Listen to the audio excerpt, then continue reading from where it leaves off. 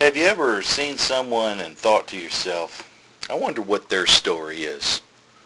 Well, sometimes we get clues about people from their surroundings. Other times we learn about people through their family connections. For example, if you only knew me or my wife individually, it might help you to know us better. If you found out we were a couple, husband and wife, and that we have two children, Justin and Stephanie. But to find out even more about, say for instance, me, you would want to look at my family, or even more specifically, my family on my father's side. And putting those clues together, you begin to get a clearer picture of the individual in question, me. I happen to love this picture of my cousins. That's Tim on the left standing next to Tim on the right. But getting serious in our discussion about Christ and his beginning, the journey of Christ begins in Bethlehem, at least for the purposes of this study. We realize that Jesus is a part of the Trinity, has always been and always will be. But for that period of time when he lived among us, his birthplace was Bethlehem. Noted in the Bible as the burial place of Rachel, the beloved wife of Jacob, it's where Ruth gleaned in the field of Boaz, and Boaz fell in love with her and became the kinsman redeemer. And she was the grandmother of Jesse. That's David's father.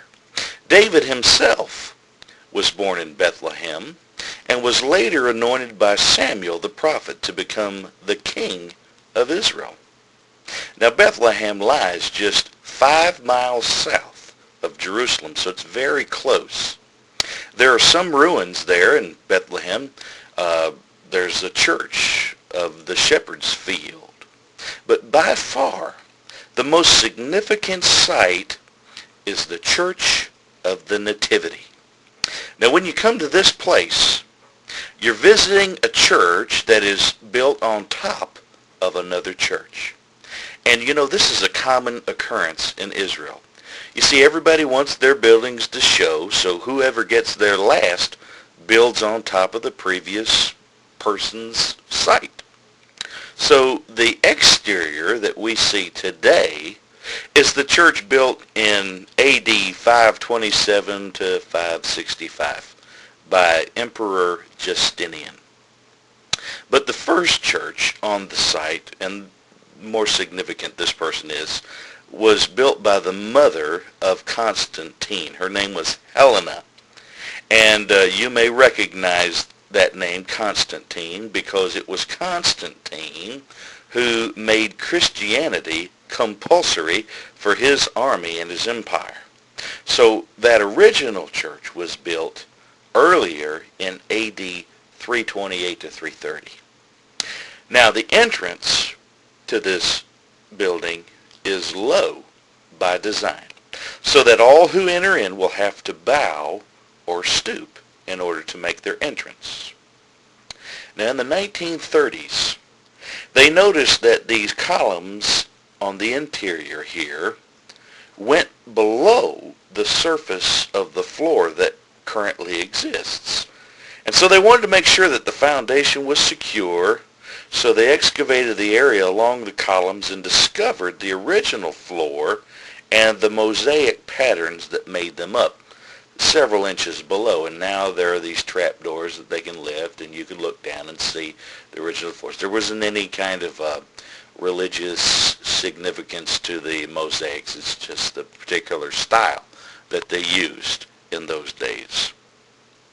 Now over to the right side of the altar is a semicircular set of steps. And these lead you down 20 feet below the church to the cave where it has been suggested that Jesus was born. Now there's 2 points of interest in this cave. There's the place of Christ's birth, and that's marked by a silver star. And then there's the location of the manger, which is directly across from the star, and it kind of looks like this fireplace thing, but it's actually a manger there. Now, was this where it really happened? Could be. But one thing is for sure. Bethlehem is so small that it couldn't have been too too far from this place. The main point is this. It did happen. And ground zero for God's amazing plan of grace and redemption was in this humble place called Bethlehem. But Bethlehem was not where Jesus' home was. Joseph and Mary made their home in Nazareth. Now, Nazareth is about halfway between the Mediterranean Sea and Tiberias, which is the modern name of the Sea of Galilee.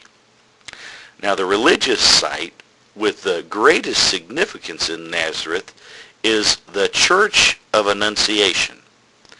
And I do not intend to offend anyone by these comments, but the Church of the Annunciation is really dedicated to uplifting Mary.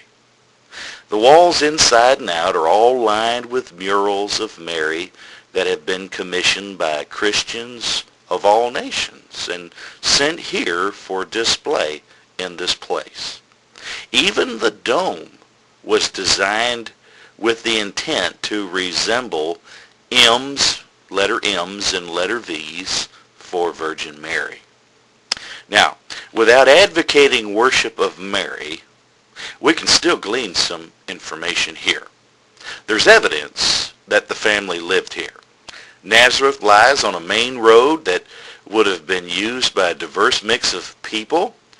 You may have also noticed that there were no wooden buildings in Nazareth. Well, that's because they're all made out of stone. Now, the word interpreted carpenter is from the Hebrew word tactone, which means contractor or construction. And the primary construction done in biblical times was masonry. So it's possible that Joseph built homes or worked in masonry. And I did not come up with this suggestion on my own. Our Hebrew guide, Hannah, explained that little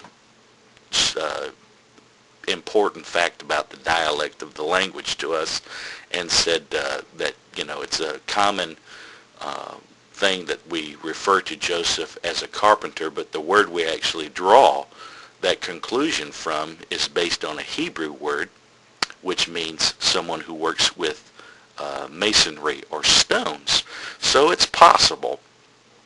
Jesus lived in this area, though, for 30 years, and it was after that time that he began his ministry. And he made this divine observation in John chapter 4, verse number 44. For Jesus himself testified that a prophet hath no honor in his own country. And so he left Nazareth and went to the northern shore of the Sea of Galilee. And if you can imagine, the Sea of Galilee is an oval or egg-shaped clock with the fat part to the north and the narrow edge to the south.